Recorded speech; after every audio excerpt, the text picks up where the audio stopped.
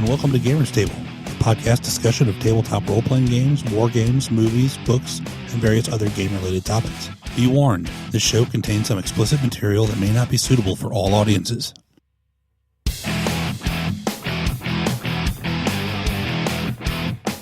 Hello and welcome to Gamers Table. My name is Eric. This is Mike. This is Dan. This is Mark. This is Jason. And I'm Sean. This episode we're going to talk about the process that we go through, and some of the listeners have graciously given us some insight on what they do of learning new games. This is Mark's topic. He was the one that thought of this one, so I'll let you go ahead and lead that off. What's your preferred method? Wait a minute, doesn't he lead off like every topic? Yeah, pretty much. Well, now it's justified. Well, now I'm giving him the green light. I'm usually the one that has an opinion first. Straight off the shelf, just having picked up a new book, I was like, oh, this looks cool. One of the things that I do to learn the system, I go straight to the character creation page. All the information you need to know about what dice you're rolling is going to be pretty much right there on in the character creation chapter. I probably have to look up some stuff in the other chapters, so eventually by the time you're done making that first character, you will cover probably a large part of the book minus fluff. So that's the way I go through it. So your process is to make the character and look up the rules as you need them, right? That kind of thing. Okay. What's everybody else think about that? I agree. I generally don't understand or know very well game systems until after I've gone through the whole character creation process. Part of it is that's how you learn what can be broken, what can't be broken. You know, if you're into power gaming and that kind of thing, that's whenever you learn the nooks and crannies of the entire system, how combat works, how social interactions work. Right. And in making like a focused character. I never actually got to play D&D 4th edition, but I went through the process of making characters because I got the Core 3 book, of course, because we'll never play it. Right. And I went through the process of making characters just to kind of get a handle on the system. The same way was with Mutants and Masterminds 2nd edition. I really didn't understand that game until I finally sat down and made my own character from beginning to end. Yeah. Not letting a program do it for me. Well, speaking as a guy at the Just be table quiet right now. who never learns games, never really, truly learns games. Mm-hmm. I hate to admit that, but it's true. No, I'm there. I don't really. Well, that's probably true. I'll play a game for a year and never figure the whole thing out. I'm not interested in reading the book from cover to cover. Right. I don't need to know the game that bad. To me, if I do pick up a new game, I'm more concerned with fluff than I am with crunch. I want to know. I mean, it depends. It's genre and setting to me is more important than the X's and O's. That's how I got into L5R. I'd rather know about like picking up a Shadowrun book and reading the history of the timeline of how things came about and give me an idea what the game's going to be like versus the rules are going to be. I'll learn that as we play. And I know that's a drag on the Or not. or not, that's true. But I know it's a drag on the other players, which is why I usually like to sit next to Eric, because Eric doesn't mind really showing me what to do. And he doesn't complain about showing you what to do. Mike will help me sometimes, depending on what the game it is we're playing. I know I'm handicapped at the table as far as not knowing how to play some stuff. Well, I'm way worse than you are, so.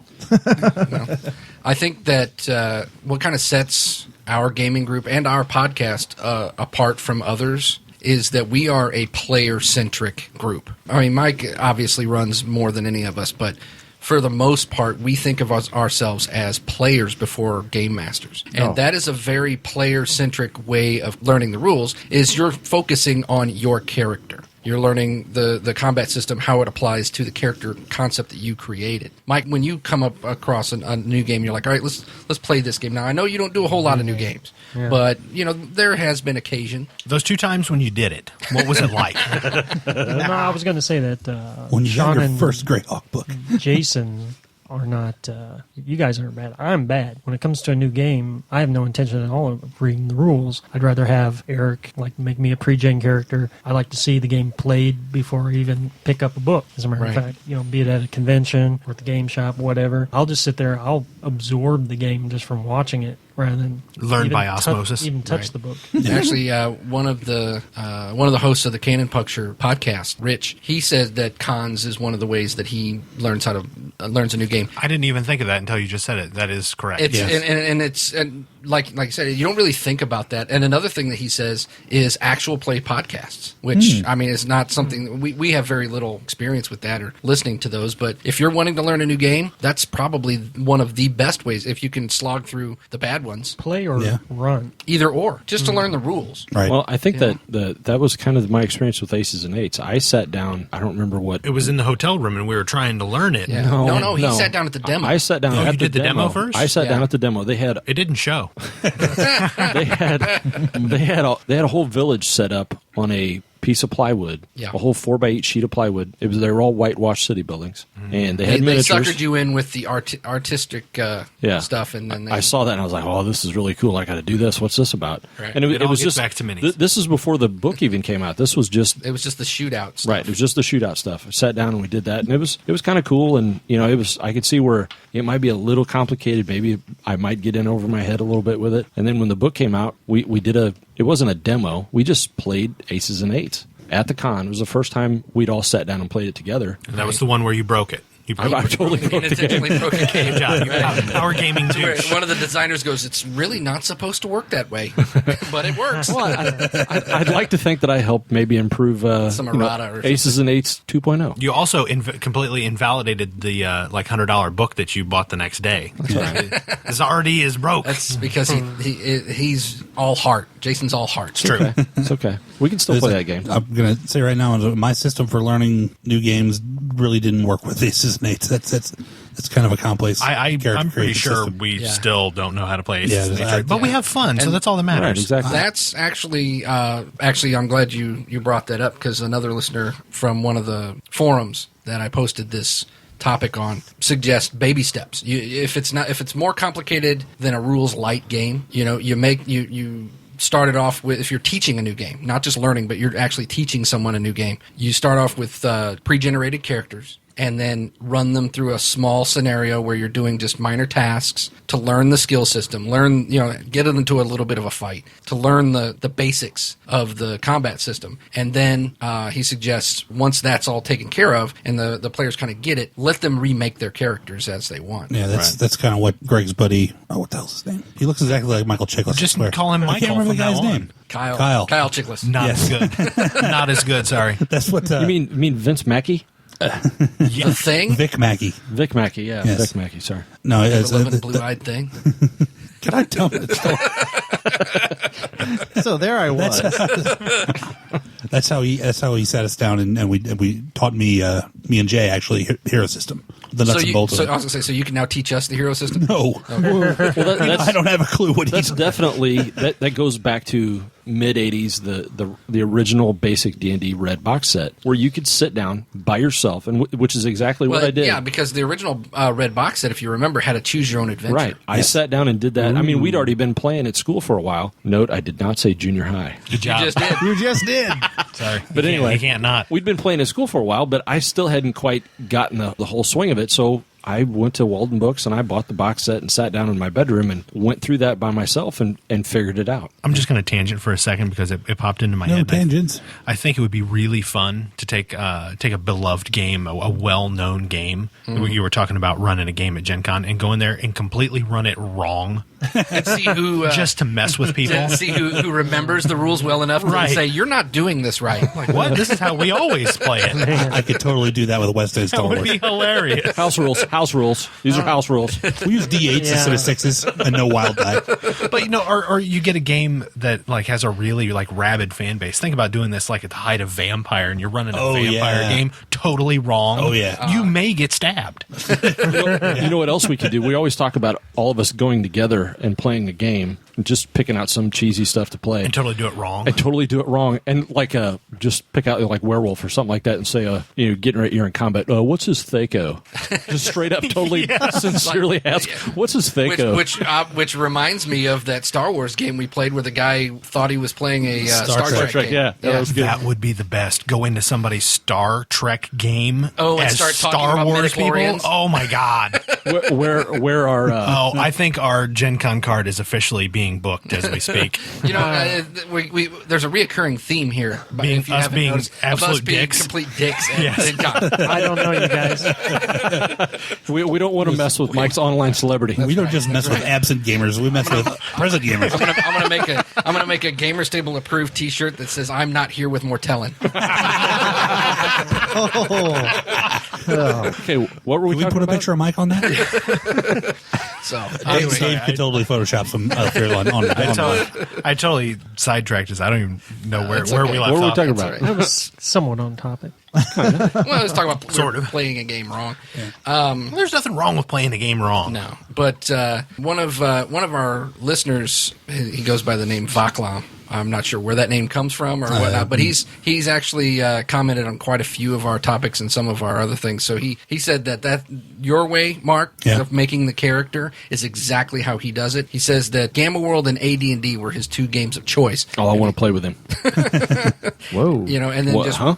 Hey, now. Whoa. make the characters and then just go slow. Yep. You can't really jump into a new game with both feet unless you're really comfortable with the game. Was it Game World and what was this other one? AD&D. AD&D. Oh, yeah, okay. So I got a question. This is more for Mike. Oh, I'm going to boy. guess. Easier to learn a game through published adventures or creating your own? Oh, definitely published. You think? If I think you've so, too. never I've played the game. never had any I can see luck it going with either published way, adventures. though. Because with published adventures, you have a lot of that. We've actually mentioned this before, where you have a lot of the stat blocks or just the information you need is right there. Yeah, the work's done for you. Yeah, you don't have to do anything. Well, see, but that's what I'm saying. That's why, for me, creating a character I is see what you're easier saying. because I need the work. Oh, I see You what know? you're saying. You're saying that part of learning it is in the journey, Is rather in the than doing. Yes. Okay, I see what you're saying. So yes, I see your point. Coming up with your own adventure, it forces you to look things up and Right. do things. I mean, it's like, what's an attribute? Well, let's go to the attribute section. Oh, that's an attribute. What's a skill? That's kind of the What old, is the well of all heals? Yeah. What is that? That's kind of the old adage of give a man a fish, you feed him for a day. Teach a man to fish, you feed him the rest of his life. Unless he didn't like fish, and then he just Right. hates Yeah, you. then suck it. Then he sells fish and buys steak. What if he's allergic to fish? He goes into anaphylactic shock. Good job, Jason. Thanks a lot. Killed him. Teach him how to fish and kill We had played suicide. Shadowrun for a really long time in 3rd edition, I think it was. Yes, we right? played a lot of 3rd edition. But then when they went over to 4th edition, I remember actually looking up adventures online, just short adventures, because I didn't know how to run the new edition, even Right. after having read through it, and I needed some examples to go by. Some reference, reference points. Because that's a good example because So I knew the world, but not the. but they changed things. The enough. jargon had changed. Yeah. So, All right. but I don't even remember what I was going to say. Shadowrun. Yeah, with Shadowrun, it was you knew the world, but you knew that things changed, and you start to.